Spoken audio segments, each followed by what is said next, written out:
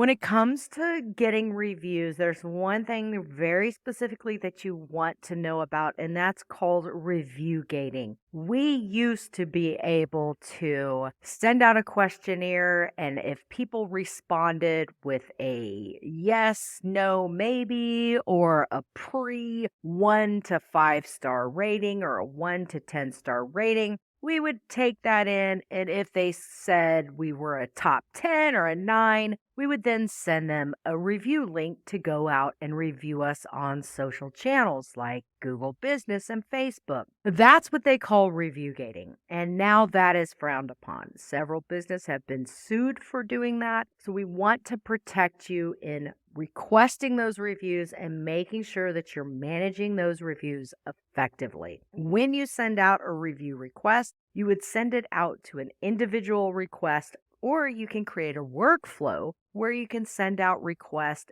based on certain triggers. This is not review gating. This is just a simple recipe for sending a request based on a certain tag.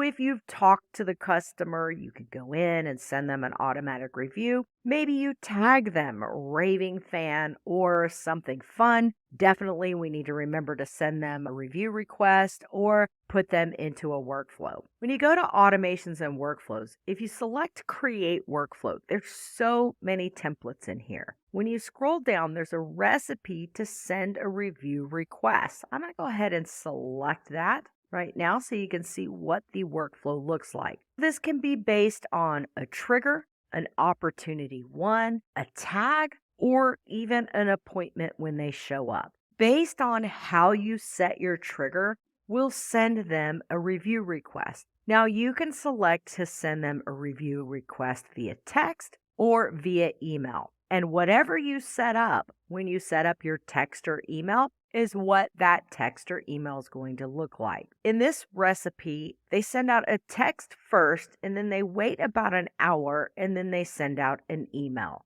I like this idea because you've got all bases covered. So if the person wants to review you from their mobile phone, they can do that right away, but maybe they're busy and they want to come back and they go and check their email and it's a reminder, oh yeah, I want to review that business. So we like to do this where it breaks it out. Again, the triggers can be based on an opportunity in your pipelines marked to 1. That's usually a great time to ask for a review. They're excited to get started. It could be a tag added, or it could be based on appointment that you're maybe doing a demo or a first consultation, or it's a specific calendar and they showed up. And that's the calendar you want to use to trigger off that review request. Remember, people like to give reviews at the beginning when they're excited, when they first sign up, when they first purchase, or when they come in and visit. Those are great times to request a review. The other great time to request a review is those customers that you haven't asked for reviews that you love, know, and trust you.